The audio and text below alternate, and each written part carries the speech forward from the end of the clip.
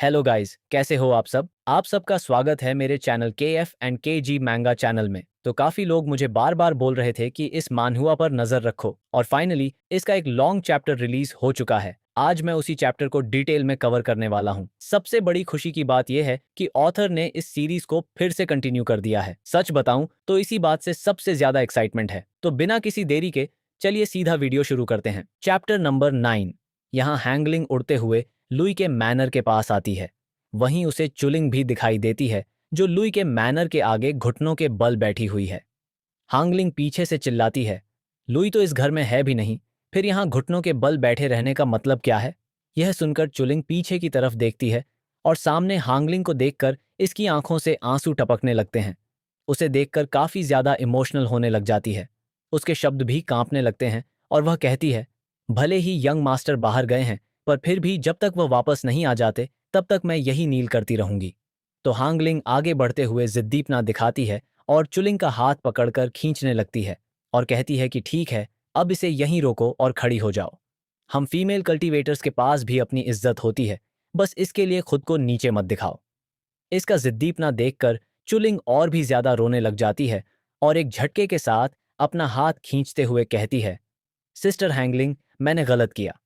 मैंने young master को celestial residency poison से इन्फेक्टेड कर दिया। ये पनिशमेंट, ये तो मैं डिजर्व करती हूँ। ये सुनकर हांगलिंग की भी बोलती बंद हो जाती है। वह एक कदम पीछे हटती है और तभी वह किसी की हार्ट महसूस करती है और हमें दिखाते हैं पीछे से इनकी मास्टर चलते हुए आती है। वह सीधा चुलिंग से कहती है, चुलिंग, ये सभी बातें तो पुरानी हो चुकी हैं। अब पास्ट को छोड़ो और यह नई शुरुआत है। अब तुम्हें खुद को इस सब के लिए ब्लेम करने की जरूरत नहीं है। अपनी नई जिंदगी शुरू करो। यह सुनकर तो चुलिंग और भी ज्यादा गम में चली जाती है और वह लुई की पॉइजन स्टेट को इमेजिन करते हुए बताती है, नहीं, ऐसा ऐसा कुछ भी नहीं है।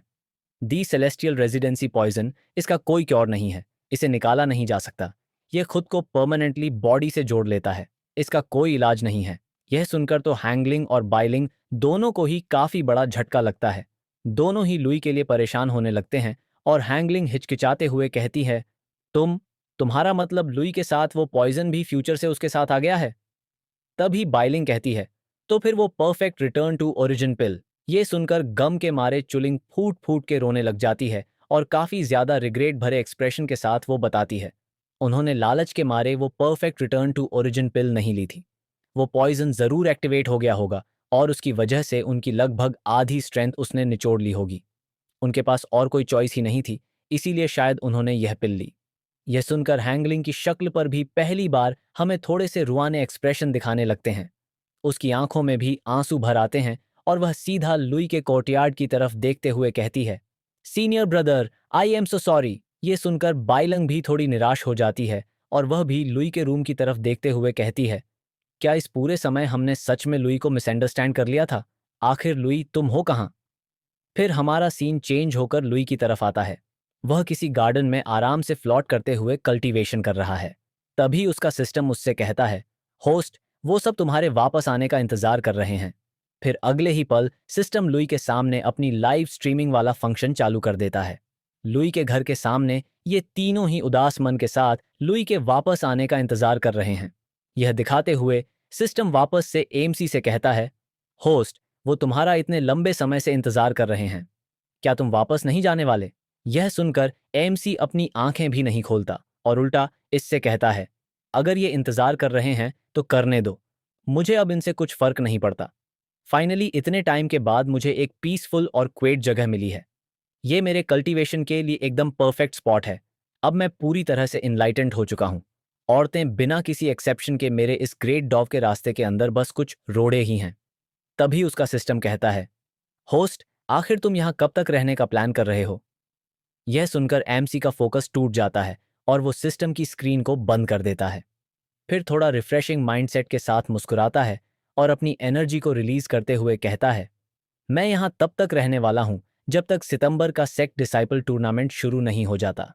तब तक मुझे किसी भी हालत में ओरिजिन कोर रेलम की 13th लेयर पर पहुंचना ही होगा, ताकि मैं इस ग्रेट डॉव सेक्ट के ट्रेजर पवेलियन के अंदर जाने का मौका हासिल कर सकूं। लुई के इतना बताते ही हमारा सीन 3 महीने के लिए फास्ट फॉरवर्ड होता है और अब हमें 3 महीने के बाद का सीन दिखाते हैं। Great Dow sect disciple tournament अब शुरू हो चुका है। किसी की जोरदार आवाज पूरे वैली में गूंज रही थी। सारे पीक लॉर्ड्स, मेरे आदेश का पालन करो। अपने सारे 92 जनरेशन डिसाइपल्स को लेकर इमीवेट ग्रेट डॉव सेक्ट प्लाजा में पहुंचो। इस अनाउंसमेंट के बाद कई सारे सॉर्ड कल्टीवेटर्स अपनी अपनी तलवारों पर उड़ते हुए एक डायरेक्शन में जाने लगते हैं। इन्हीं कल्टीवेटर्स के अंदर लुई भी था, जो अपनी तलवार पर उड़ते हुए ग्रेट डॉ प्लाजा की तरफ जा रहा था। वह इस समय बाइलिंग पीक के डिसाइपल्स को लीड कर रहा था। वह सबसे कहता है, बाइलिंग पीक, अब हमारी बारी है। एक ऑर्डर के साथ पीछे आते रहो। थोड़ी देर उड़ने के बाद वो कुछ अलग नोटिस करता है। फिर एकदम से चिल्लाता है, सभी लोग रुको। तभी हमें सामने दिखाते हैं, बाइलिंग पीक के अंदर से 3 सुंदरियां बाहर आ रही थीं, हांगलिंग, चुलिंग और बाइलंग। इन तीनों को देखते हुए एमसी मन ही मन सोचता है, हाँ, ये है हांगलिंग, चुलिंग और बाइकवीलंग। तभी चुलिंग भी कुछ नोटिस करती है कि कोई तो उसे घूर रहा है। वो कंफ्यूजन में पीछे मुड़ती है। उसके चेहरे पर बिल्कुल डेडली एक्सप्रेशन थे, पर जब वो पीछे देखती है तो सामने चुलिंग उसके ऊपर ही उड़ रहा था। उसे यहां देखकर वो काफी ज्यादा खुश हो जाती है और एकदम से चिल्लाती है, यंग मास्टर। इसके बाद सुनते ही हांगलिंग की नजर भी लुई की तरफ जाती है। वो एकदम से इसकी तरफ आगे बढ़ते हुए कहती है, सीनियर ब्रदर, प्लीज मुझे माफ कर देना। एकदम से चुलिंग भी एमसी की तरफ आगे बढ़ते हुए कहती है कि यंग मास्टर, मुझे प्लीज माफ कर दीजिए। क्विलंग भी एकदम से लुई को देखते हुए एक झटके के साथ उसकी तरफ बढ़ती है। एकदम से उसके मुंह से हंसबैंड निकलने ही वाला था। वो एकदम से हंस पे रुकती है, फिर खुद खांसते हुए कहती है, नो लुई, 1 मिनट रुको। पर यहां बिल्कुल ऐसा माहौल हो गया था कि बीच रोड पर किसी ने ग्रीन लाइट पर अपनी गाड़ी रोक दी हो। ये सीन यहां उड़ रहे सारे डिसाइपल्स का ध्यान अपनी तरफ आकर्षित कर लेता है। अब सारे डिसाइपल्स एक दूसरे के साथ गॉसिप करने लगते हैं। हे, क्या चल रहा है यहाँ पर? दो अनपैरेलल, पियरलेस ब्यूटीज एक जवान आदमी से माफी मांग रही हैं। ऐसा कुछ तो मैंने कभी सुना भी नहीं। अगर ऐसा सच में होने लगा तो हम जैसे सिम्प्स का क्या होगा? सब डिसाइपल्स ये देखकर काफी ज्यादा हैरान हो गए थे, पर अपना एमसी इससे काफी ज्यादा इरिटेट हो गया था। वो गुस्से में अपने दांत पीसने लगता है और इनसे कहता है, दफा हो जाओ यहां से। ये देखकर तो मानो सारे डिसाइपल्स के सर पर बिजली से गिर गई हों। सबको एक जोर का झटका लगता है। इस पल में इन सारे डिसाइपल्स की नजरों में लुई 1000 फुट लंबा पहाड़ बन चुका है। सब एक साथ चिल्लाना लगते हैं, वाओ, ये बंदा तो लीजेंड है। इसने एक्चुअली 3-3 गॉडेसेस को दफा हो जाने के लिए कह दिया। पर यह सब सीन देखकर हैंगलिंग काफी ज्यादा एम्बैरेस फील करने लगती है और एमसी का ये एटीट्यूड देखकर उसे और भी ज्यादा इरिटेशन होने लगती है। वो अपना मुंह फैला के यहाँ सीधा ग्रेट प्लाजा की तरफ आगे बढ़ने लगती है और चिल्लाती जाती है, ठीक है, तो अब मैं जा रही हूँ यहाँ से। बाइलिंग भी अपनी इज्जत बचाने के लिए सीधा पीछे मुड़ जाती है और अपना सर पकड़ते हुए कहती है, आह, मैं बहुत ज्यादा थक गई हूं। ये देखकर एमसी इन लोगों को रोकने का कोई रिएक्शन नहीं दिखाता। पर यहां चुलिंग अब भी वैसे की वैसी हवा में उड़ते हुए एमसी की तरफ आ रही थी और वो कहती है, यंग मास्टर, मैं। पर इस मोमेंट पे सारे के सारे डिसाइपल्स ये सीन देख के मन ही मन एमसी के आगे घुटने टेक देते हैं। सब इस समय एमसी को एक ट्रू हीरो, हमारी जनरेशन के लिए एक रोल मॉडल बुला रहे थे। वो सब एक साथ एमसी के आगे झुक के कहते हैं, प्लीज हम सिम्स का प्रोस्टेशन एक्सेप्ट करो। ये होता है ना स्वैग। फिर हमारा सीन चेंज होकर ग्रेट प्लाजा पे आता है। सारे डिसाइपल्स पीक लॉर्ड्स यहां पर पहुंच चुके थे। सब बहुत ज्यादा बातें बकवास किया जा रहे थे। तभी सामने से आवाज आती है, साइलेंस। सभी लोग अपनी अपनी जगह पर पहुंचो। अब चलो हम वेलकम करते हैं हमारे वाइस सेक्ट लीडर को। सबसे पहले वही आकर सारे डिसाइपल्स के लिए कुछ शब्द बोलेंगे। फिर हमें एक खतरनाक और फनी से दिखने वाले बंदे को दिखाते हैं जो स्टेज पर चढ़ता है, और यही है वाइस सेक्ट लीडर इस ग्रेट सेक्ट का। ये धीरे धीरे आगे आता है और एकदम धीमी धीमी आवाज में कहता है, ग्रेट डो सेक्ट काफी बड़ा है। ह्यूमैनिटी का रास्ता ब्रिलियंट है। हेवंस के पास अपने 4 सीजन्स हैं और मैनकाइंड के पास अपने मोरल कोड्स हैं, जहां घोस्ट दिलों को गंदा करते हैं और डिमंड्स पागलों की तरह चारों तरफ हाहाकार मचाते हैं। फिर ऐसी फालतू की बकवास किया जाता है। जिनको समझ में आया वो तो अच्छा है, जिनको नहीं आया भाड़ में जान दो। मुझे खुद समझ में नहीं आया, पर समझने की जरूरत भी नहीं है, क्योंकि सामने एक पत्थर पर बैठ के लुई यहां उबासी मार रहा होता है। उसे तो ये सब सुन के नींद आने लग जाती है और कहता है, आह, कितनी बोरियत हो रही है। इवन इसकी ये फ्रंट स्पीच भी मेरी पास्ट लाइफ की तरह ही एकदम आइडेंटिकल है। मुझे थोड़ा लेट ही आना चाहिए था। फिर 10 मिनट तक 2 शब्द कहने के बाद वाइस सेक्ट लीडर कहता है, अब यहाँ ग्रेट डो सेक्ट डिसाइपल टूर्नामेंट शुरू होता है। सबसे पहले होगा सिंगल एलिमिनेशन फॉर्मेट।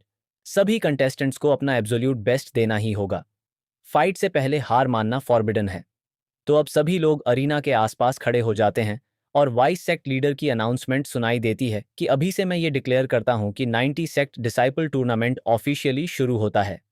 कुछ समय की फाइटिंग के बाद काफ़ी प्रॉमिसिंग लोग आगे आते हैं, जिनके अंदर हैंगलिंग भी होती है। इसकी फाइटिंग स्टाइल देखने के बाद काफ़ी सारे लोग इसके चक्कर में मदहोश हो जाते हैं। पर यहाँ इसकी नज़र सिर्फ और सिर्फ लुई पर टिकी हुई थी। वह एक झलक लुई की तरफ देखती है, जिसकी वजह से सबका अटेंशन सीधा लुई की तरफ चला जाता है। ये देखकर वो तुरंत अपना सर मोड़ लेती है और वो मन ही मन सोचती है, सीनियर ब्रदर, क्या तुम एक झलक मेरी तरफ देखने भी नहीं वाले? हाँ, क्योंकि इतनी सारी फाइट्स के बाद लुई ने एक झलक इसकी तरफ देखा भी नहीं था, क्योंकि अब लुई पूरी तरह से कल्टीवेशन के अंदर घुस चुका है। पर इसकी वजह से हैंगलिंग काफ़ी ज़्यादा गुस्सा हो रही थी। वो अपनी सारी फ्रस्ट्रेशन अपने अपोनेंट्स के ऊपर निकाल रही थी, वो भी अपनी बड़ी बड़ी स्टाइल्स के साथ। अब मुझे नहीं पता कि इसके अपोनेंट्स का ये गुड लक है कि बैड लक, वो तुम ही समझो अब। हांगलिंग एक ही लात में अपने अपोनेंट को उड़ा देती है। वाइस सेक्ट लीडर ये देखकर डिक्लेयर करता है कि इस मैच को यूए हैंगलिंग जीतती है। अब अगला मैच है चुलिंग का। अनाउंसमेंट सुन के चुलिंग लुई के पीछे से निकलती है और उसके पास आते हुए कहती है, यंग मास्टर, अब मैं फाइट के लिए जा रही हूँ, क्योंकि मैंने भी ग्रेट डो सेक्ट को ज्वाइन कर लिया है, तो अब मैं भी यहाँ की डिसाइपल हूँ। पर हमेशा की तरह लुई इसको कोई जवाब नहीं देता। ये देखकर लुई की आंखों में आंसू भर आते हैं। वो उदासी भरी शक्ल बनाते हुए बस एमसी की तरफ घूरती जाती है और यंग मास्टर कहते हुए उसे पुकारती रहती है। पर यह सुनने के बाद भी लुई इसकी तरफ मुड़ के भी नहीं देखता। ये सब देखकर अब यहाँ खड़े सारे के सारे स्टूडेंट्स के बीच दोबारा गॉसिप शुरू हो जाती है। हाँ, एक फ्लावर के जैसी सुंदर पियरलेस ब्यूटी, पर फिर भी ये पूरी तरह से एक सिंप है। ये तो हेवन के गिफ्ट का एब्सोल्यूट वेस्ट है। पर चुलिंग इनकी बातों पर कुछ ध्यान नहीं देती हुए आगे बढ़ती हो, फिर भी मुड़ मुड़ के यंग मास्टर की तरफ ही देखती जा रही थी। सभी लोग ये देखकर बस यही सोचते हैं, ये तो सच में काफी दयनीय है, बहुत ज्यादा ही दयनीय है। सामने लुई ने तो इसकी तरफ एक झलक देखा भी नहीं। फिर अब यहाँ फाइट शुरू हो चुकी है। चुलिंग के अपोनेंट भी एक फीमेल कल्टीवेटर है, जो सुंदर तो दिख रही है, पर चुलिंग की कंपैरिजन में कुछ भी नहीं है। दोनों अपोनेंट्स अरीना में आने के बाद एक दूसरे की तरफ देखते हैं और फाइटिंग के लिए तैयार हो जाते हैं। तभी चुलिंग के अपोनेंट गुस्से में चुलिंग की तरफ घूरते हुए चिल्लाती है, जूनियर सिस्टर, उसने तुम्हें ऑलरेडी इतना बेइज्जत कर दिया है, फिर भी तुम उसी की होने की जिद क्यों करती जा रही हो? क्या तुम्हें पता है कि तुम ऐसा करके हम सभी फीमेल कल्टीवेटर्स की इज्जत को मिट्टी में मिला रही हो? पर ये कांटों भरे नुकीले शब्द सुनने के बावजूद चुलिंग का रिएक्शन बिल्कुल नहीं बदलता। वह भी पूरी तरह से काम रहती है, जैसे इन शब्दों का इसके ऊपर कुछ फर्क ही नहीं पड़ा हो। फिर एकदम सीरियस टोन में इससे कहती है, आपकी काइंड इंटेंशन के लिए आपका धन्यवाद सीनियर सिस्टर, पर मैं जो कुछ भी कर रही हूँ अपनी मर्जी से कर रही हूँ। यंग मास्टर मेरे लिए एक ऐसी एग्जिस्टेंस है जो मेरे दिल में वे ऑफ द स्वॉर्ड से भी ज्यादा इंपॉर्टेंट है। ये सुन के तो इस फीमेल कल्टीवेटर का कंपोजर पूरी तरह से टूट जाता है। वो अब गुस्से में अपना मुंह फाड़ते हुए चिल्लाने लगती है, क्या तो घटिया बकवास चिल्लाती जा रही हो तुम? ठीक है, अब मुझे खुद ही तुझे पीट पाट के थोड़ा तेरे अंदर सेंस भरना होगा। इसके इतने डिक्लेरेशन के बाद अब यह चैप्टर खत्म हो जाता है।